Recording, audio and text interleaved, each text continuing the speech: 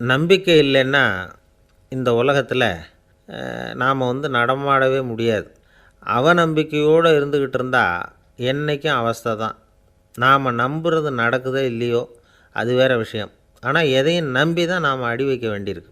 வேறு ஒன்றும் வேணாம், ஒரு லாட்ரி சீட்டு வாங்குகிறோம், அது எங்கே நமக்கு விழப்போகுது அப்படிங்கிற அவநம்பிக்கையோடவா வாங்குகிறோம்? பரிசு நமக்கு தான் அப்படிங்கிற நம்பிக்கை உள்ளூர இருக்கிறதுனால தான் அதை வாங்குகிறோம். இருந்தாலும் முடிவு வேறு மாதிரி ஆகிடுது. அதுக்காக மனசு சோர்ந்து போகிறதில்ல, அடுத்த மாதமும் சீட்டு வாங்குகிறோம். இந்த நம்பிக்கை தான் மனித வாழ்க்கைக்கு ஆதாரம். ஒரு கடையில் போய் டீ சாப்பிட்றீங்க, அந்த டீ நல்ல டீ தானா, அதில் விஷம் கலந்துருக்குமா அப்படிங்கிற சந்தேகம் வந்துட்டுதுன்னு வச்சுங்க. அதுக்கப்புறம் அதை எப்படி நீங்கள் சாப்பிட முடியும்? நம்பி தான் சாப்பிட்ணும். ரயில் ஒழுங்காக போய் சேருங்கிற நம்பிக்கை இருக்கிறதுனால தான் அதில் ஏறி உட்காடுறோம். லெட்டர் ஒழுங்காக போய் சேருங்கிற நம்பிக்கை இருக்கிறதுனால தான் பெட்டியில் போடுறோம். சரி, நம்ம கதையெல்லாம் நம்மளோட இருக்கட்டும். மனித நம்பிக்கை எந்த அளவுக்கு உறுதியாகவும் அறிவுபூர்வமாகவும் இருக்கணுங்கிறதுக்கு அலெக்சாண்டர் வாழ்க்கையில் நடந்த ஒரு சம்பவத்தை உதாரணமாக சொல்லலாம். இந்த உலகத்தையே ஜெயிக்கணும்னு புறப்பட்டார் அலெக்சாண்டர். ஒரு கட்டத்தில் அவர் சிட்னஸ் நதி கரைக்கு சேர்ந்தார். அந்த சமயத்தில் அவருக்கு கடுமையான நோய் வந்துட்டுது. அவர் கூடவே வந்திருந்த கிரேக்க வைத்தியர்கள் என்னென்னமோ முயற்சியெல்லாம் பண்ணி பார்த்தாங்க. இருந்தாலும் அலெக்சாண்டருக்கு வந்திருக்கிறது என்ன நோய்ங்கிறத அவங்களால கண்டுபிடிக்க முடியல. ஏன்னா அந்த பகுதியில் உள்ளவங்களுக்கு மட்டுமே அதிகமாக வரக்கூடிய ஒரு வினோதமான நோயாக இருந்தது அது. ஆனால் அவர் இருக்கிற இடம் எதிரியோட இடம், பாரசீக மன்னனோட ஆளுகைக்கு உட்பட்ட இடம். என்ன பண்ணுறது அப்படின்னு எல்லோரும் யோசனை பண்ணாங்க. பாரசீக மன்னனோட அரண்மனையில் இருக்கிற வைத்தியர் வந்தால் இந்த நோயை குணப்படுத்தி விடுவார் அப்படின்னு சொன்னாங்க. இருந்தாலும் எதிரியோட நாட்டில் இருக்கிற வைத்தியரை கூப்பிட்டு எப்படி நம்பி வைத்தியம் பார்க்க சொல்கிறது அப்படின்னு சொல்லி எல்லோரும் தயங்கினாங்க. ஆனால் அலெக்சாண்டர் தயங்கலை. பரவாயில்ல, அழைச்சிட்டு வாங்கன்னு விட்டார். உடனே அவரை போய் அழைச்சிட்டு வந்துட்டாங்க. அவர் வந்தார். அலெக்சாண்டர் உடம்பை பரிசோதனை பண்ணி பார்த்தார். சரி, இதை குணப்படுத்தி விடலாம், பயப்பட வேண்டியதில்லை. ஆனால் இதுக்கு ஒரு மூலிகை ரசம் தயார் பண்ணி கொடுக்கணும். நான் போய் அதை தயார் பண்ணிவிட்டு 2 நாளில் திரும்பி வந்துடுறேன் அப்படின்னு சொல்லிவிட்டு போனார் அந்த வைத்தியர். அதே மாதிரி 2 நாளில் திரும்பி வந்தார் மூலிகை ரசத்தோடு. இதுக்கு இடையில் அலெக்சாண்டரோட தளபதிகளில் ஒருத்தர் ரகசியமாக ஒரு எச்சரிக்கை கடிதம் கொடுத்து அனுப்பியிருக்கிறான். அதை வாங்கி என்ன விஷயம்னு பார்த்தார். இப்போ உங்ககிட்ட வந்திருக்கிற எதிரி நாட்டு வைத்தியரை நம்பாதீங்கோ, அவன் கொண்டுகிட்டு வந்திருக்கிற மூலிகை ரசத்தில் விஷம் கலந்துருக்குது அப்படின்னு அதில் எழுதியிருக்கு. அதை பார்த்தார் அலெக்சாண்டர். இருந்தாலும் கொஞ்சம் கூட அலட்டிக்கலை. வைத்தியர் கொடுத்த மருந்தை வாங்கி கடகடன்னு குடிச்சிட்டார். குடிச்சுட்டு அதுக்கப்புறம் அந்த கடிதத்தில் இருந்த விஷயத்தை அந்த வைத்தியர்கிட்ட சொன்னார். வைத்தியர் திகைச்சு போயிட்டார். தன் மேலே அலெக்சாண்டர் வச்சுருக்கிற நம்பிக்கையை பார்த்து அவருக்கு ரொம்ப வியப்பு. வைத்தியர் உண்மையிலேயே நல்ல மருந்து தான் கொண்டுகிட்டு கொடுத்துருக்கிறார், அதில் விஷம்லாம் எதுவும் கலக்கலை. அதுக்கப்புறம் அலெக்சாண்டர் அந்த வைத்தியரை பார்த்து சொன்னாராம், நம்பிக்கைங்கிற அச்சாணியை ஆதாரமாக வச்சுக்கிட்டு தான் இந்த உலகம் சுற்றிக்கிட்டு இருக்குது. எனக்கு எதிரியாக இருந்தாலும் பாரசீக மன்னர் ரொம்ப பெரியவர். அப்பேற்பட்ட மன்னருடைய அரண்மனை வைத்தியர் தொழில் நேர்மை இல்லாதவராக இருக்க மாட்டார். அப்படி இருந்தால் அவரை அரண்மனை வைத்தியராக வச்சிருக்கவே மாட்டாங்க அப்படின்னு நம்பினேன். என்னுடைய நம்பிக்கை வீண் போகலை அப்படின்னாராம். இதுதான் மானுட நம்பிக்கைங்கிறது. இந்த காலத்துலேயும் இது மாதிரி இந்த மானுட நம்பிக்கையை ரொம்பவும் சாமர்த்தியமாக கையாளுகிற கெட்டிக்காரங்க சில பேர் இருக்கிறாங்க. இந்த காலத்து குரு, அவருக்கு ஒரு சிஷ்யன். குரு முன்னாடி அந்த சிஷ்யன் ரொம்ப பணிவாக நின்று, குருவே, உங்கள் கையால் விஷத்தை கொடுத்தாலும் அதை வாங்கி மடமடன்னு குடிச்சிருவேன் அப்படின்னா. உன்னுடைய குரு பக்தியை மெச்சினேன் அப்படின்னார் குரு. அதுக்கு அந்த சிஷ்யன், அப்படி இல்லை குருவே, உங்கள்கிட்ட சிஷ்யனாக இருக்கிறத விட உங்கள் கையால் விஷத்தை வாங்கி குடிச்சு விட்றது ரொம்ப நல்லது, அதனால தான் அப்படி சொன்னேன் அப்படின்னா. ஒரு தீக்குச்சி தீப்பெட்டியை பார்த்து கேட்டுதான், நாம் 2 பேரும் தானே உரசிக்கிறோம், ஆனால் நான் மட்டும் தீப்பிடிச்சி எரிஞ்சு போகிறேன், நீ அப்படியே இருக்கிறியே அப்படின்னு தான். அதுக்கு தீப்பெட்டி சொல்லியிருக்குது, உனக்கு தலையில் கணம் இருக்குது அதனால் அழிஞ்சு போகிற அப்படின்னு தான். எப்படி இருக்குது பாருங்கள் இந்த பதில். தலையில் கணம் உள்ளவங்க யாருமே சரியாக இருக்க முடியாது. எவ்வளவு பெரியவங்களாக இருந்தாலும் சரி, ரொம்ப கஷ்டம்தான் அது. கர்வங்கிறது கூடவே கூடாது. இதை விளக்கிறதுக்கு மகான் ஒருத்தர் ஒரு சம்பவத்தை சொல்கிறார். அர்ஜுனன் தீர்த்த யாத்திரை பண்ணானா. அப்போது தென்னிந்தியாவுக்கு வந்திருக்கிறான். ராமேஸ்வரத்துக்கு போனப்போ அங்கே இலங்கைக்கு கல்லுலாம் அடுக்கி போடப்பட்டிருந்த பாலத்தை பார்த்தானா. ஒரு சின்ன குரங்கு அதுக்கு பக்கத்தில் விளையாடிக்கிட்டு இருந்திருக்கு. அதை பார்த்துட்டு அர்ஜுனன் சிரிச்சிருக்கான். ஏன் சிரிக்கிறேன்னு கேட்டிருக்கு அந்த குரங்கு. ராமன் மிகச்சிறந்த வில் வீரன். அப்படி இருக்கிறப்போ அவன் இலங்கைக்கு அம்புகளாலேயே ஒரு பாலம் கட்டியிருக்கலாம். அதை விட்டுட்டு போயும் உன்ன மாதிரி குரங்குகளை துணையாக வச்சுக்கிட்டு இப்படி ஒரு கருங்கல் பாலத்தை கட்டியிருக்கிறானே அப்படின்னு நானா. அம்புகளால் பாலம் கட்ட முடியுமா அப்படின்னு கேட்டு தான் குரங்கு. ஏன் முடியாது, என்னால் முடியுமேன்னு இருக்கான் அர்ஜுனன். அம்பால் பாலம் கட்டலாம், இருந்தாலும் என்ன மாதிரி குரங்குகள் ஏறி நடந்தால் அது தாங்குமா? அதனால தான் ராமர் கருங்கல் பாலமே கட்டினார் அப்படின்றது குரங்கு சொல்லிச்சான். அப்படியே சொல்கிற, நான் வேணும்னா இப்போ அம்புகளாலேயே ஒரு பாலத்தை கட்டுறேன், நீ அது மேலே ஏறி நடந்து பார். பாலம் விழுந்துட்டுதுன்னா நான் தீ மூட்டி அதில் குதித்து உயிர் தியாகம் பண்ணி விட்றேன் அப்படின்னு நான் ரொம்ப கோபமாக. உடனே அந்த சின்ன குரங்கு பெரிய உருவம் எடுத்துட்டு தான் கையில் கதையோடு அர்ஜுனன் முன்னாடி நிற்கிறான் அனுமன். பார்த்தா, என்னுடைய தலைவர் ராமரையா இழிவாக பேசுகிற, நீ இப்போ பாலம் கட்டு, நான் என்னுடைய பலத்தை காட்டுறேன் அப்படின்னு அனுமன். அர்ஜுனன் தன்னுடைய காண்டிபத்தை எடுக்கிறான், சரமாரியாக அம்புகளை விடுறான். அதெல்லாம் ஒன்றோட ஒன்று கோத்துக்கிட்டு அப்படியே பாலம் மாதிரி நிற்கிது. அர்ஜுனன் தலை நிமிர்ந்து நின்னான். அனுமன் உயர கிளம்பி அங்கேருந்து பாலத்தில் பொத்துன்னு இறங்கினான். பாலம் அப்படியே நொறுங்கி போச்சு தூள் தூளாக. என்ன அர்ஜுனா, இப்போ என்ன செய்ய போகிற அப்படின்னா ஏளனமா. அர்ஜுனன் தலையை தொங்க போட்டுக்கிட்டான். சொன்னபடி தீ மூட்டி அதில் குதிக்கிறதுக்காக 3 தடவை சுற்றி வந்தான். அப்போது கிருஷ்ணர் அங்கே வந்தார். என்ன அர்ஜுனா, என்ன நடக்குது, என்ன இது அப்படின்னு ஒன்றும் தெரியாத மாதிரி கேட்டார். அர்ஜுனன் வாயை திறக்கிறதுக்கு முன்னாடி அனுமன் வாயை திறந்தான், நடந்ததை சொன்னான். அர்ஜுனன் சவால் விட்டபடி உயிர் திறந்தே ஆகணும்னா அனுமன். கிருஷ்ணர் யோசனை பண்ணார். நல்லது, இந்த சவால் விட்டதுக்கும் நடந்ததுக்கும் யார் சாட்சி? பெரியவர் ஒருத்தரை சாட்சியாக வச்சுக்கிட்டல்லவா நீங்கள் இந்த போட்டியை நடத்தியிருக்கணும் அப்படின்னார். அதனால் என்ன, இப்போ மறுபடியும் அந்த போட்டியை நடத்திவிட்டா போச்சு, என்னால் அந்த அம்பு பாலத்தை நொறுக்க முடியாதா அப்படின்னு அனுமன். சரி, இப்போ மறுபடியும் அது நடக்கட்டும்னார் கிருஷ்ணர். அர்ஜுனன் அம்பு பாலம் அமைச்சான். அனுமன் ஏறி குதிச்சான். பாலம் அசைஞ்சு கொடுக்கவே இல்லை, அவ்வளோ உறுதியாக இருக்குது. இப்போ அனுமன் தலையை குனிஞ்சிக்கிட்டான். அர்ஜுனன் நன்றியோடு நிமிர்ந்து பார்த்தான். கிருஷ்ணருடைய தோள்கள்லேயும் முதுகள்லேயும் ரத்தம். என்ன சுவாமி, என்ன நடந்ததுன்னு நான் பதறி போய், உன் அம்பு பாலத்தை நான் தான் மூட்டு கொடுத்து தாங்கிக்கிட்டு இருந்தேன். அனுமன் குதித்தப்போ என் மேலே ஏற்பட்ட காயங்கள் இவை. பின்ன உன்னுடைய அம்பு பலத்தினாலேயா பாலம் நின்றுதுன்னு நினைக்கிற அப்படின்னாரான். முதல்ல அர்ஜுனன் அப்புறம் அனுமன் 2 பேருக்குமே கர்வ பங்கம் ஆகிட்டு தான். அதாவது அவங்கக்கிட்ட இருந்த கர்வம் போயிட்டுது. யாராக இருந்தாலும் கர்வம் கூடாதுங்கிறத இதிலேருந்து நாம் புரிஞ்சுக்கணும். இந்த காலத்தில் நாமெல்லாம் எந்த விஷயத்துக்கெல்லாம் கர்வப்பட்டுக்கிட்டு இருக்கோம் தெரியுமா? 2 பெண்கள் தங்களுடைய கணவன்மார்களை பற்றி ரொம்ப பெருமையாக பேசிக்கிட்டாங்களாம். அதில் ஒரு அம்மா சொல்லியிருக்கு, என் வீட்டுக்காரர்கிட்ட எந்த சப்ஜெக்ட் கொடுத்தாலும் சரி அந்த விஷயத்தை பற்றி அழகாக 1 மணி நேரம் பேசுவார் அப்படின்னாங்களாம். உடனே இன்னொரு அம்மா, அது என்ன பிரமாதம், என் வீட்டுக்காரருக்கு சப்ஜெக்டே தேவையில்லை, விஷயமே இல்லாமல் நாள் பூரா பேசிக்கிட்டு இருப்பார் அப்படின்னாங்களாம். ஒரு காடு, நல்ல மரம்லாம் செழிச்சு இருந்தது. அப்படிப்பட்ட காட்டில் ஒரு சாது இருந்தார். அவர் எப்படின்னா எப்போவும் ஒரு மரத்தடியில் உட்காந்துருப்பார். ஏன்னா அவருடைய இருப்பிடமே அதுதான். அவர் என்ன பண்ணுவார், 3 கல் வச்சுருந்தார். செங்கல் மாதிரி இருக்கும், ஆனால் அதை விட கொஞ்சம் பெருசாக இருக்கும். எதுக்கு அந்த 3 கல்லுன்னா அதுதான் அவருடைய படுக்கை. அதாவது தூங்குறப்ப ஒரு கல்லை தலைக்கு கீழே வச்சுக்குவார், இன்னொரு கல்லை இடுப்புக்கு கீழே வச்சுக்குவார், இன்னொரு கல்லை காலுக்கு கீழே வச்சுக்குவார். உடம்பை அப்படியே ஒரு தகட்டால் மூடிக்குவார், அப்படியே தூங்கி போடுவார்.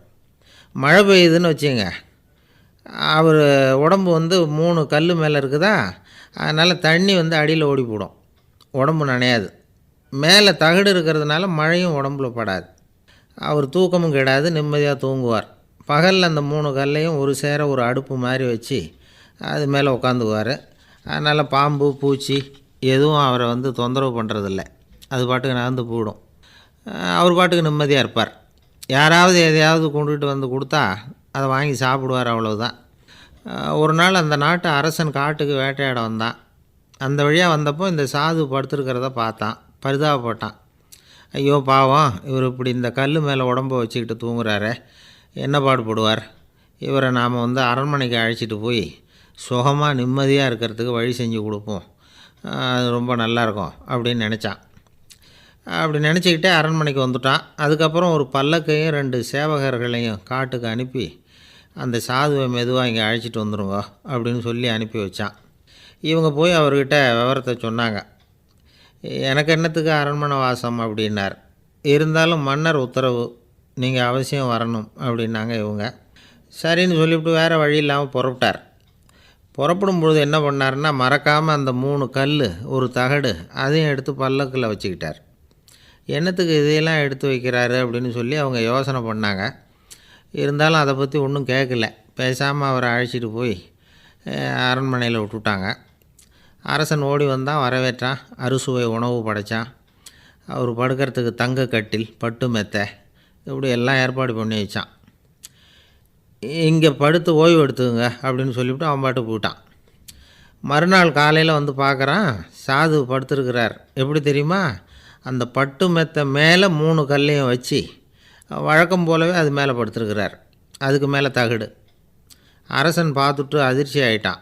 என்ன சுவாமி இப்படி அப்படின்னா, சாது சொன்னார், எனக்கு தேவையும் இல்லை குறையும் இல்லை, எல்லா இடத்துலையும் எனக்கு ஒரே மகிழ்ச்சி தான் அப்படின்னார்.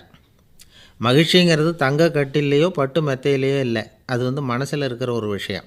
உண்மையான மகிழ்ச்சிக்கு வழி மனப்பக்குவம் அப்படிங்கிறது அந்த அரசனுக்கு புரிஞ்சுதான். இந்த காலத்தில் ஒரு சாமியார், அவரை தேடி ஒரு சீடன் வந்தான். என்னாச்சு தெரியுமா? சுவாமி, எனக்கு நிம்மதி வேணும், அதுக்கு என்ன வழின்னு கேட்டான். சாமியார் நிமிர்ந்து பார்த்தார்.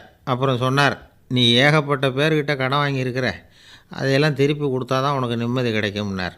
இவனுக்கு ஆச்சரியம். அது எப்படி சாமி, அவ்வளவு கரெக்டாக நான் கடன் வாங்கினதை கண்டுபிடிச்சிங்க அப்படின்னா, உனக்கு கடன் கொடுத்து சாமியாராக போனதே நான் தான்ப்பா, அதனால தான் இந்த கதிக்கு வந்தேன். என்கிட்டயே நிம்மதிக்கு வழி கேட்குறிய, அதுதான்டா வேதனை அப்படின்னாராம் அவர். ஒரு குரு, இளம் சீடர்கள் எதிரில் உட்காந்துருக்கிறாங்க. குரு பாடம் நடத்திக்கிட்டு இருக்கிறார். சீடர்களுக்கு ஒரு ஆசை, அதாவது ஒரு முக்கியமான மந்திரத்தை நம்ம குருநாதர்கிட்ட இருந்து கற்றுக்கணும் அப்படிங்கிறது அவங்க ஆசை. அது என்ன மந்திரம்னா, இறந்தவரை உயிர்ப்பிக்கக்கூடிய புனித மந்திரம், அதாவது செத்தவங்களுக்கு மீண்டும் உயிர் உண்டாக்குகிற மந்திரம். குருவே, தயவு பண்ணி அந்த மந்திரத்தை எங்களுக்கு உபதேசிக்கணும் அப்படின்னு கேட்டாங்க. அது ரொம்ப ஆபத்தானது, அது என்னத்துக்கு உங்களுக்கு வேண்டாமேன்னாராம் குரு. எங்களுடைய நம்பிக்கை உறுதிப்படுறதுக்காகத்தான் கேட்குறோம், வேற ஒன்றும் இல்லை அப்படின்னாங்களாம் சீடர்கள். பக்குவப்படாத அறிவுங்கிறது ரொம்ப ஆபத்தானது அப்படின்னாராம் குரு. இது சீடர்களுக்கு புரியல. அது எப்படிங்க பக்குவப்படாத அறிவு ஆபத்தானதுன்னு சொல்கிறீங்க, அப்படின்னா என்ன அப்படின்னு கேட்டிருக்காங்க சீடர்கள். குரு அதுக்கு விளக்கம் கொடுத்தாராம். அந்த மந்திரத்தை எப்போ பயன்படுத்தணுங்கிறது முக்கியம். அதை அறியக்கூடிய ஞானம் ஏற்படுகிற வரைக்கும் அதை தெரிஞ்சுக்காமல் இருக்கிறது தான் நல்லது, இல்லைன்னா ஆபத்துன்னாராம். ஆனால் அந்த சீடர்கள் அதை கேட்குற மாதிரி இல்லை, ரொம்ப பிடிவாதம் பண்ண ஆரம்பிச்சிட்டாங்க. சரி வாங்க சொல்கிறேன்னார் குரு. எல்லோரும் வந்தாங்க. அந்த புனித மந்திரத்தை அவங்களுக்கு ரகசியமாக உபதேசம் பண்ணார். உபதேசம் பண்ணிவிட்டு அவங்களுக்கு எச்சரிக்கையும் கொடுத்தார். இந்த மந்திரத்தை நல்லா ஆராய்ச்சி பார்த்ததுக்கு அப்புறம்தான் உச்சரிக்கணும், அவசரப்பட்டு எதுவும் செஞ்சிடக்கூடாது அப்படின்னு ஒரு தடவைக்கு பல தடவை எச்சரிக்கை கொடுத்தார். சரின்னு சொல்லிவிட்டு அவங்கெல்லாம் மந்திரத்தை கற்றுக்கிட்டு எழுந்திரிச்சு போயிட்டாங்க. ஒரு நாள் அந்த சீடர்கள் எல்லாம் மணற்பாங்கான இடத்துல அப்படியே நடந்து போயிட்டுருக்கிறாங்க. ஒரு பாலைவன பகுதி மாதிரி ஒரு இடம். அங்கே ஒரு இடத்துல எலும்புகள் குவியலாக கிடந்தது. உடனே இந்த சீடர்கள் முன்ன பின்ன யோசிக்காமல், தியானமும் பண்ணாமல், அந்த மந்திரத்தோட பயனை சோதித்து பார்க்கணும் அப்படின்னு நினச்சிக்கிட்டு அந்த மந்திரத்தை உச்சரிக்க ஆரம்பிச்சிட்டாங்க. அவ்வளோதான். உடனே என்னாச்சு தெரியுமா? அந்த எலும்புகள் எல்லாம் ஓநாய்களாக மாறி அவங்கள துரத்த ஆரம்பிச்சிட்டுது. சீடர்கள் எல்லாம் தலைதெறிக்க ஓட ஆரம்பிச்சிட்டாங்க. ஓநாய்களும் விடலை, அவங்கள துரத்தி பிடிச்சி கடித்து கொதற ஆரம்பிச்சிட்டுது. அப்போ தான் அந்த சீடர்களுக்கு குரு சொன்ன அறிவுரையோட அர்த்தம் புரிஞ்சுது. பக்குவப்படாத அறிவு ஆபத்தானது அப்படிங்கிறது. அதனால் இதிலேருந்து நாம் தெரிஞ்சுக்க வேண்டியது என்னென்னா, நாம் நம்ம அறிவை வளர்த்துக்கிட்டால் மட்டும் போதாது, அந்த அறிவை எப்போ எப்படி பயன்படுத்தணும் அப்படிங்கிற பக்குவமும் நமக்கு வரணும். அப்போ தான் வாழ்க்கை நல்லபடியாக அமையும், இல்லைன்னா இடைஞ்சல் தான். இந்த காலத்தில் சில சின்ன பிள்ளைங்களுக்கே அறிவு ரொம்ப பக்குவப்பட்டிருக்குங்கிறத உணர முடியுது. ஒரு சின்ன பையன் பள்ளிக்கூடத்தில் மார்க் லிஸ்ட்டு கொடுத்தாங்க, வாங்கிக்கிட்டு அவசரமாக வீட்டுக்கு ஓடினான். எதிரில் வந்த ஒருத்தர் கேட்டார், என்ன அவசரம், ஏன் இப்படி வேகமாக ஓடுறேன்னார். எங்கள் அம்மாக்கிட்ட அடி வாங்கணும், அதுக்காக தான் ஓடுறேன்னா. அடி வாங்கிறதுக்காக இவ்வளவு அவசரம்னார் அவர். அப்படி இல்லைங்க, நான் போகிறதுக்குள்ளே எங்கள் அப்பா வீட்டுக்கு வந்துட்டாருன்னா அவர்கிட்ட அடி வாங்க வேண்டியிருக்கும், அதை அவாய்ட் பண்ணுறதுக்காக இப்படி ஓடுறேன் அப்படின்னு நானான் அந்த பையன். ரொம்ப நாளைக்கு முன்னாடி ஒரு நாள் கோவலன் நாடகம் நடந்தது. எங்கள் மதுரையில் நடந்தது. அதில் ஒரு முக்கியமான கட்டம், கண்ணகி கிட்ட சிலம்பை வாங்கிக்கிட்டு அதை விற்கிறதுக்காக மதுரை நகருக்கு புறப்படுறான் கோவலன். அந்த சமயத்தில் கண்ணகி பாடுற மாதிரி ஒரு நாடக பாடல், நாடக ஆசிரியர் எழுதினது. அது என்ன பாட்டுன்னா, மா பாவியோர் கூடி வாழும் மதுரைக்கு மன்னா போகாதீர் என்று அப்படின்னு ஆரம்பிக்கும் அந்த பாட்டு. இதுதான் அந்த பாட்டு. இதை கண்ணகி மேடையில் பாடின உடனே கூட்டத்தில் சலசலப்பு. நம்ம ஊர்லேயே நமக்கு முன்னாடியே நின்றுக்கிட்டு மா பாவியோர் கூடி வாழும் மதுரை அப்படின்னு சொல்கிறாங்களே, என்ன தைரியம் அப்படின்னு எல்லாம் குழப்பம் பண்ண ஆரம்பிச்சிட்டாங்க. மக்கள் சத்தம் போட ஆரம்பிச்சிட்டாங்க. எதிர்ப்பு குரல் அது பாட்டுக்கு வர வர அதிகமாக போட்டுது. கொண்டுக்கிட்டு வா அந்த நாடக ஆசிரியரை, எழுதுனது யார் அப்படின்னு ஒரே சத்தம், கூச்சல். வேறு வழி இல்லை. மெதுவாக மேடைக்கு வந்தார் அந்த நாடக ஆசிரியர். 4 பக்கத்திலிருந்தும் கேள்வி கணைகள். மக்களை பார்த்து கொஞ்சம் அமைதியாக இருங்கோ அப்படின்னு சொல்லிவிட்டு தன்னுடைய விளக்கத்தை சொல்ல ஆரம்பித்தார் அந்த நாடக ஆசிரியர். மா அப்படின்னு சொன்னால் திருமகளாகிய லட்சுமி அப்படின்னு அர்த்தம். பா அப்படின்னா கலைமகளாகிய சரஸ்வதி. வி அப்படின்னா மலைமகளாகிய பார்வதி. மா பாவியோர் அப்படின்னா திருமகளும் கலைமகளும் மலைமகளும், இவங்க மூவரும் அப்படின்னு அர்த்தம். இந்த 3 பேரும் வாழ்கின்ற மதுரை புனிதம் நிறைந்தது, சகல செல்வங்களும் நிறைஞ்சது. அப்படிப்பட்ட ஊரில் நான் அணிந்து கொள்ளும் இந்த சாதாரண சிலம்பை யார் வாங்கிக்குவாங்க அப்படிங்கிற எண்ணத்தோடு தான் கண்ணகி அப்படி சொல்கிறா. அதை நினச்சி தான் நான் எழுதினேன். ஆகவே மதுரையை ரொம்ப சிரமப்படுத்தணும், ரொம்ப மோசமாக எழுதணும் அப்படிங்கிற எண்ணம்லாம் எனக்கு கிடையாது. பெருமைப்படுத்தணும்னு நினச்சி தான் அப்படி எழுதினேன் அப்படின்னு விளக்கம் கொடுத்தாராம். இந்த விளக்கத்தை கேட்டதும் எல்லாரும் ரொம்ப சமாதானம் ஆகிட்டாங்களாம். இப்படி விளக்கம் கொடுத்த அந்த நாடக ஆசிரியர் யார் தெரியுமா? அவர் தான் தமிழ் நாடக உலகின் முதல் ஆசான் சங்கரதாஸ் சுவாமிகள். அவருக்கு நகைச்சுவை உணர்வும் அதிகம். 1920ஆம் ஆண்டு திருநெல்வேலியில் அவர் தங்கியிருக்கிறார் நாடகம் நடத்துறதுக்காக. அவர் தங்கியிருந்த வீட்டில் கொசு மூட்டைப்பூச்சி அதிகமாக இருந்திருக்கு. அவரால் தூங்கவே முடியல. அவர் அனுபவித்த தொல்லைகள் ஒரு பாட்டாக உருவாச்சு. வேடிக்கையாக ஒரு பாட்டு எழுதினாராம். மூட்டையும் கொசுவும் ஒரு வீட்டிலே மீட்டிங் போட்டால் முன்னே நிற்க யாரால் முடியும்? கொசு மோகன ராகம் போல சத்தம் போட்டு முன்னே நின்று செய்திடும் யுத்தம். இதை மறுநாள் நாடகத்தில் கோமாளி வேஷம் போட்ட ஒரு சிறுவனை விட்டு பாட வச்சுருக்கார். எல்லாரும் சிரித்து ரசித்தாங்களாம். சங்கரதாஸ் சுவாமிகள் கல்யாணமே பண்ணிக்கல, துறவி மாதிரியே வாழ்ந்திருக்கார். தமிழ் நாடக கலைக்கு தன்னையே அர்ப்பணம் பண்ணிட்டவர் அவர். 1922 நவம்பர் மாதத்தில் ஒரு நாள் புதுச்சேரியில் அவர் வாழ்க்கை முடிஞ்சுது. அப்போ அவருக்கு வயசு 55. சங்கரதாஸ் சுவாமிகள் நாடக ஆசிரியர் மட்டும் இல்லை, மேடை நாடக இயக்குனர், தயாரிப்பாளர், அவரே ஒரு சிறந்த நடிகர். ஒரு தடவை சாவித்திரி நாடகத்தில் இவர் யமதர்மனாக வேஷம் போட்டு நடிச்சிருக்கிறார். நாடகம் பார்த்துக்கிட்டு இருந்த கருவுற்ற ஒரு பெண்மணிக்கு பயத்தினால அங்கேயே குழந்தை பிறந்துட்டு தான். அந்த நிகழ்ச்சிக்கு அப்புறம் இவர் இந்த வேஷம் போடுறப்போலாம் ஜனங்களுக்கு முன்கூட்டியே எச்சரிக்கை கொடுக்க ஆரம்பிச்சிருவாராம். அதாவது அப்படி யாராவது பயப்படுறவங்க இருந்தால் கொஞ்சம் கண்ணை மூடிங்க அல்லது எழுந்திரிச்சு போடுங்கன்னு. நடிப்புன்னா அப்படிலாம் இருக்கணும். இந்த காலத்தில் நடிகர் ஒருத்தர் சொன்னார், சார் நான் இந்த நாடகத்தில் நடிக்கிறப்போ முகத்தில் நவரசங்களையும் காட்டி நடித்தேன், உணர்ச்சிகளையெல்லாம் நல்லா காட்டி நடித்தேன். அப்படி இருந்தும் ஜனங்கள் கல் எடுத்து மேடையில் வீசிவிட்டாங்க சார் அப்படின்னார். நாடகத்தில் உங்களுக்கு என்ன வேஷம் அப்படின்னு கேட்டாங்க. அது செத்து கிடக்கிற பணமாக நடித்தேன் சார் அப்படின்னார். என்னுடைய நண்பர் ஒருத்தர், அவருக்கு ஜாதகத்தில் நம்பிக்கை உண்டு. அவரே ஜோசியமெல்லாம் பார்ப்பார். என்ன சார் இந்த காலத்தில் இதையெல்லாம் நம்பிக்கிட்டு இருக்கீங்களேன்னு கேட்டால், உங்களுக்கு ஒன்றும் தெரியாது சார், இந்த உலகத்தில் ஒவ்வொருத்தரும் அவங்கவுங்க செய்கிற நல்லது கெட்டதுக்கு தகுந்த பலனை அனுபவிச்சே தேரணும்பார். அது மட்டும் இல்லை, ஒருத்தன் செத்துட்டா கூட அவன் செஞ்ச பாவ புண்ணியங்கள் கூடவே போயிட்டுருக்கோம்பார். அது எப்படி கூட போகும் அப்படின்னு குதர்க்கமாக கேட்டால், அதுக்கு அவர் ஒரு கதை சொன்னார். அது ரொம்ப சுவாரஸ்யமாக இருந்தது. ஒரு ஊரில் ஒருத்தர் இருந்தாராம். அவர் ஜோசியம் பார்க்குறதுல ரொம்ப கெட்டிக்காரரு. ஒருத்தருடைய தலைமுடியை மட்டும் அவர்கிட்ட காட்டினா போதும், அதை மட்டும் பார்த்துட்டு அவருடைய ஜாதகத்தையே சொல்லிவிடுவாராம். அப்பேற்பட்ட திறமை. அந்த ஆள் ஒரு சமயம் கன்னியாகுமரி கடற்கரைக்கு போயிருந்துருக்கிறார். அங்கே கரை ஓரமாக ஒரு மண்டை ஓடு கிடந்திருக்கு. அதை எடுத்து பார்த்துருக்கிறார். அந்த மண்டை ஓட்டை வச்சுக்கிட்டே அதோடய ஜாதகத்தை அலசியிருக்கிறார். இந்த மண்டை ஓட்டுக்கு உரிய ஆசாமி வாழ்க்கையில் ரொம்ப கஷ்டப்பட்டுருக்கிறான், நிறைய கஷ்டத்தை அனுபவிச்சிருக்கிறான், அது தாங்க முடியாமல் தான் கடலில் விழுந்து தற்கொலை பண்ணிகிட்ருக்கான் அப்படிங்கிறத அவர் கணிச்சுட்டார். இருந்தாலும் இந்த மண்டை ஓடு இன்னமும் அனுபவிக்க வேண்டியது பாக்கி இருக்குது அப்படிங்கிறதையும் அவர் உணர்றார். அது சரி, ஒருத்தன் உயிரோடு இருக்கிற வரைக்கும் தானே நல்லது கெட்டதை அனுபவிக்க முடியும். செத்ததுக்கு அப்புறமும் பாக்கி இருக்குன்னா அதை எப்படி அனுபவிக்கிறது? இந்த மண்டை ஓட்டுக்கு இன்னும் கொஞ்சம் பாக்கி இருக்குது அப்படிங்கிறது அவருக்கு புரிஞ்சதே தவிர அதோட அர்த்தம் என்னங்கிறது அவருக்கு சரியாக விளங்கலை. சரி, இதை இன்னும் கொஞ்சம் விவரமாக ஆராய்ச்சி பண்ணி பார்ப்போம் அப்படின்னு நினச்சிக்கிட்டு அதை தன்னுடைய வீட்டுக்கு எடுத்துகிட்டு போயிட்டார். அந்த மண்டை ஓட்டை ஒரு பொட்டியில் வச்சு பூட்டினார். தன்னுடைய தனி அறையில் அதை பத்திரமா வச்சுக்கிட்டார். தினமும் ராத்திரி ஆனதும் தன்னுடைய மனைவியை பார்த்து, நீ போய் பூஜை அறையில் தனியாக படுத்துக்கோ அப்படின்னு சொல்லிவிட்டு இவர் தினம் ராத்திரி 12 மணிக்கு பொட்டியை திறந்து பார்ப்பார். மண்டை ஓடு அப்படியே இருந்ததே தவிர இன்னும் கொஞ்சம் பாக்கி இருக்குங்கிறதுக்கு அர்த்தம் அவருக்கு விளங்கலை. அந்த மண்டை ஓட்டுக்கு இன்னும் என்ன பாக்கி இருக்க போகுது? இப்படியே ஒரு 10 நாள் போச்சு. அந்த வீட்டம்மாவுக்கு சந்தேகம் வந்துட்டுது. நம்ம வீட்டுக்காரர் நம்மளை தனியாக ஏன் தூங்க சொல்கிறார் அப்படிங்கிற சந்தேகம். உடனே பக்கத்து வீட்டு அம்மாக்கிட்ட விஷயத்தை சொல்லியிருக்கிறாங்க.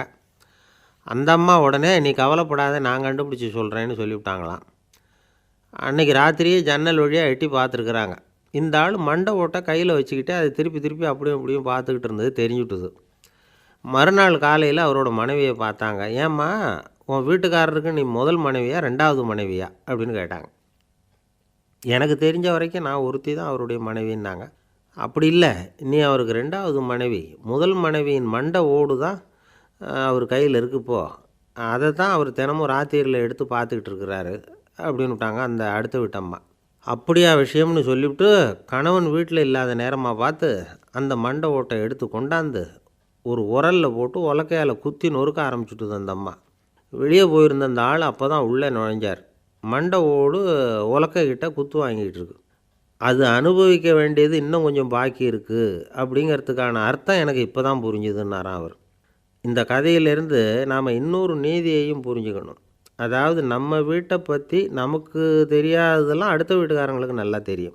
ஒருத்தர் ரொம்ப கவலையோடு உட்காந்துருந்தார். எதை பற்றி சார் கவலைப்படுறீங்கன்னு கேட்டோம். எதிர்காலத்தை பற்றி கவலைப்படுறேன்னார். ஏன்னு கேட்டோம். என்ன பண்ணுறதுன்னே தெரியல சார், எதிர்காலம் ஒரே இருட்டாக இருக்குது, பாதையே புரியலன்னார். இன்றைக்கி நம்ம இளைஞர்கள் பல பேருக்கு எதிர்காலம் இருட்டாக தான் தெரியுது. அவங்கெல்லாம் இந்த கதையை கொஞ்சம் கேட்கணும். ஒரு மலை அடிவாரத்தில் ஒரு சின்ன கிராமம்.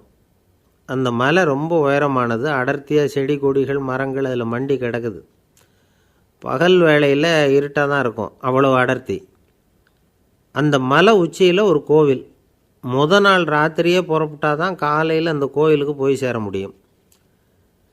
கிராமத்து இளைஞன் ஒருத்தன் அந்த மலை உச்சிக்கு போக வேண்டியிருந்தது. கையில் ஒரு விளக்கை எடுத்துக்கிட்டு நாள் ராத்திரியே புறப்பட்டான்.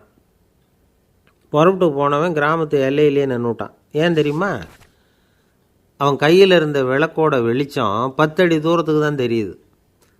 அது வரைக்கும் தான் பாதை தெளிவாக இருக்குது. அதுக்கு அப்பாலெல்லாம் ஒரே இருட்டாக இருக்குது, பாதை புரியல. இவன் யோசனை பண்ணி பார்த்தான். மனசுக்குள்ளே ஒரு சந்தேகம். 10 அடி தூரம் தானே வெளிச்சம் தெரியுது, அப்படின்னா நாம் 10 அடி தூரம் தானே போக முடியும். அதுக்கும் அந்தாண்ட ஒரே இருட்டாக இருக்குதே, அதில் எப்படி நாம் நடந்து போகிறது? நாம் ரொம்ப தூரம் நடந்து போய் ஆகணுமே. அப்படிப்பட்ட நினப்பெல்லாம் அவனுக்கு வந்துவிட்டது. இதுதான் அவன் மனசில் ஏற்பட்ட தயக்கம். இப்படி யோசிச்சுக்கிட்டே அந்த இளம் ஆசாமி புறப்பட்ட இடத்துலையே நின்றுக்கிட்டு இருக்கிறான். அந்த சமயத்தில் ஒரு வயசான பெரியவர் அந்த பக்கமாக வந்தார். அவர் கையில் இதை விட சின்னதாக ஒரு விளக்கு வச்சுருந்தார். அது எப்படின்னா, அது ஒரு 5 அடி தூரத்துக்கு தான் வெளிச்சம் காட்டுது. அவ்வளவு சின்ன விளக்கு. அவரும் மலை உச்சிக்கு போகிறதுக்காக தான் வந்துக்கிட்டு இருக்கிறார். அவரை பார்த்து இவன் கேட்டான், என்ன பெரியவரே, இவ்வளவு சின்ன விளக்கை வச்சுக்கிட்டு அவ்வளவு தூரத்துக்கு எப்படி மலையேற போகிறீங்க அப்படின்னு கேட்டான். நீ ஏன் இப்படி தயங்கிக்கிட்டே நிற்கிறேன்னு கேட்டார் பெரியவர். என்கிட்ட இருக்கிற விளக்கு 10 அடி தூரத்துக்கு தான் பாதையை காட்டுதுன்னா. இப்போ பெரியவர் சொன்னார், தம்பி, உன் கையில் இருக்கிற விளக்கு கொடுக்குற வெளிச்சத்தை வச்சு நீ முதல்ல 10 அடி தூரம் முன்னாடி போ. 10வது அடியில் போய் நின்றுக்கிட்டு பாரு. மறுபடியும் ஒரு 10 அடி தூரத்துக்கு பாதை தெரியும். இப்படி உன் கையில் இருக்கிற விளக்கு தொடர்ந்து வெளிச்சம் காட்டிக்கிட்டே இருக்கும். நீ முன்னேற முன்னேற அந்த வெளிச்சமும் முன்னேறும். அதனால் எத்தனை கிலோமீட்டர் தூரம் வேணும்னாலும் நீ இந்த 10 அடி தூரம் வெளிச்சத்தை வச்சுக்கிட்டே நீ போயிடலாம், புறப்படு அப்படின்னார். இப்போ தான் அந்த பெரியவர் சொன்னது இளைஞனுக்கு பளிச்சுன்னு புரிஞ்சுதான். உடனே உற்சாகமாக புறப்பட்டான், உச்சிக்கு போய் சேர்ந்தான். இந்த கதையிலேருந்து நாம் புரிஞ்சிக்க வேண்டியது என்ன தெரியுமா? நீண்ட கால திட்டம் ஒன்று போடும் பொழுது நமக்கு முன்னாடி இருக்கிறத மறந்துவிட்டு மனசை போட்டு குழப்பிக்கக்கூடாது. உங்கள் கையில் என்ன இருக்கோ அதுலேயே உங்கள் எதிர்காலம் மறைஞ்சிருக்குது. கண் முன்னாடி தெரியறத வச்சு ஆரம்பிங்க, போக போக வழி தானாக புலப்படும் அப்படிங்கிறார் ஒரு பெரியவர். பெரிய பயணங்களையெல்லாம் இப்படி தான் நடத்த வேண்டியிருக்கும். ஒவ்வொரு அடியாக எடுத்து வச்சா ஓடி போய் சேர்ந்து விடலாம், மலைச்சி போய் நின்றுட்டா நின்றுக்கிட்டே இருக்க வேண்டியது தான். நம்ம ஆள்லாம் ரொம்ப மோசமான இருக்கிறாங்க. ஒருத்தன் அப்படி தான் நீண்ட தூர பிரயாணம் ஒன்று புறப்பட்டான். ரயில் போய்கிட்டே இருந்தது. கொஞ்சம் தூரம் போச்சு, பாதி வழியில் கையில் வச்சுருந்த டிக்கெட்டை காற்றுல விட்டுட்டான். ஐயோ என் டிக்கெட்டு போயிட்டுதே அப்படின்னு கத்த ஆரம்பிச்சிட்டான். பக்கத்தில் இருந்த பெரியவர் அவனை பார்த்து பரிதாபப்பட்டு, கவலைப்படாத தம்பி, போனால் போகுது, வேறு டிக்கெட் வாங்கிக்கலாம் அப்படின்னு ஆறுதல் சொன்னார். அதுக்கு அவன் சொல்கிறான், சார் நான் அதுக்காக அழலை, அந்த டிக்கெட்டு கிடைச்சா தானே நான் எந்த ஊருக்கு போகணுங்கிறது எனக்கு தெரியும் அப்படிங்கிறான். ஒரு ஊரில் ஒரு ஆள் இருந்தான். அவனுக்கு ஒரே ஒரு மகள். அவளை நல்ல இடத்துல கட்டி கொடுக்கணும்னு ஆசைப்பட்டான். அதுக்காக மாப்பிள்ளை தேடிகிட்டு இருந்தான். அவன் கொஞ்சம் வசதியான ஆள், அதனால் நிறைய பேர் வந்தாங்க. இருந்தாலும் ஒரு நல்ல குணமுள்ள மாப்பிள்ளையாக இருக்கணும் அவன் எதிர்பார்த்தான். அப்படி இருக்கணும்னு தொடர்ந்து முயற்சி பண்ணான். கடைசியாக ஒரு 3 பேர் கிடைச்சாங்க. அந்த 3 பேரில் யாரை தேர்ந்தெடுக்கிறது, இதுதான் அவனுக்கு வந்த குழப்பம். இந்த நிலைமையில் ஒரு பெரியவரை தேடி போனான். அவர்கிட்ட தன்னுடைய பிரச்சனையை சொன்னான். அவர் கொஞ்சம் யோசனை பண்ணார். அதுக்கப்புறம் 3 பேரையும் கூப்பிட்டார். இதை பாருங்கப்பா, உங்கள் 3 பேருக்கும் 3 மாத கால அவகாசம் தர்றேன். நீங்கள் இப்போ போகலாம், 3 மாதம் கழித்து திரும்பி வரலாம். அப்படி வரும்பொழுது இந்த 3 மாத காலத்தில் நீங்கள் செஞ்ச நல்ல காரியம் ஏதாவது ஒன்று சொல்லணும். அதை வச்சு உங்களில் ஒருத்தரை நாங்கள் தேர்ந்தெடுத்துக்கிறோம் அப்படின்னு சொன்னாராம். 3 பேரும் சரின்னு சொல்லிவிட்டு திரும்பி போயிட்டாங்க. 3 மாதம் ஆச்சு. அதுக்கப்புறம் ஒரு நாள் திரும்பி வந்தாங்க. அவர் அவங்கள கூப்பிட்டு உட்கார வச்சார். அப்புறம் கேட்டார், இப்போ சொல்லுங்கள், இந்த 3 மாத காலத்தில் நீங்கள் செஞ்சுருக்கிற ஏதாவது ஒரு நல்ல காரியத்தை சொல்லுங்கள் அப்படின்னார். முதல்ல ஒருத்தன் எழுந்திரிச்சு நின்னான். ஐயா, எங்கள் அப்பா இறந்த பிறகு அவரோட கணக்கு வழக்குகளை எடுத்து பார்த்துக்கிட்டு இருந்தேன். அவர் ஒரு வியாபாரிகிட்ட 10,000 ரூபா கடன் வாங்கியிருக்கிறதாக எழுதியிருந்தார். அந்த வியாபாரியும் இப்போ உயிரோடு இல்லை. இருந்தாலும் அந்த வியாபாரியோட மகனை தேடி கண்டுபிடிச்சேன். கணக்கு புத்தகத்தை காட்டினேன். எங்கள் அப்பா உங்கள் அப்பா கிட்ட 10,000 ரூபா கடன் வாங்கியிருக்கிறதாக இதை எழுதியிருக்கிறார். அதனால் அதை திருப்பி கொடுக்கறதுக்காக வந்திருக்கிறேன். இந்தாங்க அந்த பணம் அப்படின்னு சொல்லி கொடுத்துட்டு வந்துட்டேன் அப்படின்னு நானும். இதை பெரியவர் கவனமாக கேட்டுக்கிட்டார். அதுக்கப்புறம் 2வது இளைஞன் எழுந்திரிச்சான். ஐயா, நான் போன மாதம் ஒரு நாள் ராத்திரி வேளையில் ஒரு காட்டுப்பாதை வழியாக எங்கள் ஊருக்கு போய்கிட்டு இருந்தேன். அந்த சமயத்தில் அந்த வழியாக வந்துக்கிட்டு இருந்த ஒரு வழிப்போக்கர்கிட்ட 4-5 திருடர்கள் வம்பு வளர்த்து அவர்கிட்ட இருந்த பொருளையெல்லாம் கொள்ளையடிச்சிக்கிட்டு இருந்தாங்க. நான் உடனே ஒரு குச்சியை எடுத்துகிட்டு ஓடினேன். அந்த திருடர்களை அடித்து விரட்டினேன். பொருளையெல்லாம் மீட்டு அந்த வழிப்போக்கர்கிட்ட ஒப்படைச்சேன். அவரை பத்திரமா அழைச்சிக்கிட்டு போய் அவர் வீட்டில் விட்டுட்டு வந்தேன் அப்படின்னு நானும். இதையும் பெரியவர் கவனமாக கேட்டுக்கிட்டார். அடுத்தபடியாக 3வது இளைஞன் எழுந்திரிச்சான். ஐயா, போன மாதம் ஒரு நாள் நான் ஒரு மலைப்பாதை வழியாக போய்கிட்டு இருந்தேன். மலைப்பாதை விளிம்பில் ஒரு மதகு கட்டை, அது மேலே ஒரு ஆள் படுத்து தூங்கிட்டு இருந்தான். அந்த பக்கம் தவறி உருண்டு விழுந்திருந்தான்னா அதில் பாதாளம். அது மலையடி வாரத்தில் போய் தான் விழணும், அவ்வளவு பள்ளம். அது தெரியாமல் அவன் பாட்டுக்கு தூங்கிட்டு இருந்தான். நான் உடனே அவன்கிட்ட ஓடி போய் குனிஞ்சு அவன் முகத்தை பார்த்தேன். அப்போ தான் புரிஞ்சுது, அவன் ஏற்கனவே எனக்கு தெரியும். அவனை எனக்கு நிறைய கெடுதல் பண்ணியிருக்கிறான், இடைஞ்சல் கொடுத்தவன். இருந்தாலும் ஐயோ பாவம்னு நினச்சி அவனை எழுப்பி பாதுகாப்பாக வேறு ஒரு இடத்துல படுக்க வச்சுட்டு வந்தேன் அப்படின்னு நானும்.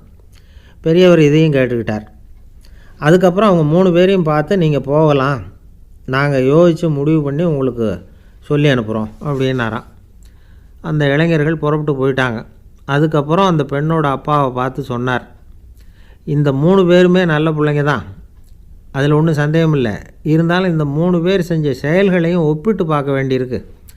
முதல் இளைஞன் நேர்மைக்கு எடுத்துக்காட்டாக விளங்குறான். இந்த காலத்தில் இது மாதிரி இளைஞர்களை பார்க்குறது ரொம்ப கஷ்டம்தான். இருந்தாலும் அவன் கடமையை தான் செஞ்சான். 2வது இளைஞன் நல்ல வீரன், தைரியசாலி. ஒரு வீரன் எதை செய்யணுமோ அதைத்தான் இவன் செஞ்சான். இவன் ஒரு லட்சிய மனிதன். 3வது இளைஞன் தன்னுடைய பகைவனுக்கே உதவி செஞ்சுருக்கான். அவன் உயிரை காப்பாற்றியிருக்கிறான். பகைவனுக்கு அருள்வதுங்கிறது ஒரு சாதாரண மனுஷனால் செய்யக்கூடிய காரியம் இல்லை. பகையை மறக்கிறதும் பகைவனுக்கு அருள்வதும் தெய்வீக பண்புகள். அதனால் இவனையே உன்னுடைய மகளுக்கு ஏற்ற மாப்பிள்ளையாக தேர்ந்தெடுக்கலாம் அப்படின்னு சொன்னாங்களாம். ஒரு நல்ல நாளில் அவங்களுக்கு திருமணம் நல்ல விதமாக நடந்து முடிஞ்சுதான். இது சுவாமி சின்மயானந்தர் சொல்லியிருக்கிற ஒரு கதை. இதிலேருந்து நாம் புரிந்து கொள்ள வேண்டிய ஒரு கருத்து, நமக்கு கெடுதல் பண்ணவங்களுக்கும் நாம் நல்லது செய்யணும். ஆனால் நடைமுறையில் அப்படி நம்மளால் செய்ய முடியறதில்ல. அதுதான் சிக்கல். நம்மால் ஒருத்தங்கிட்ட கேட்டேன், ஏண்டா உன்னுடைய பகைவன் ஒருத்தன் அது மாதிரி ஒரு மலைப்பாதை மதகு கட்டையில் படுத்திருந்தா உடனே நீ என்ன நினைப்ப அப்படின்னு கேட்டோம். இது ஒரு அருமையான சந்தர்ப்பம்னு நினைப்பேன் அப்படின்னா. எதுக்குன்னு கேட்டோம். அவனை அந்த பக்கமாக உருட்டி கீழே தள்ளுறதுக்கு அப்படின்னா.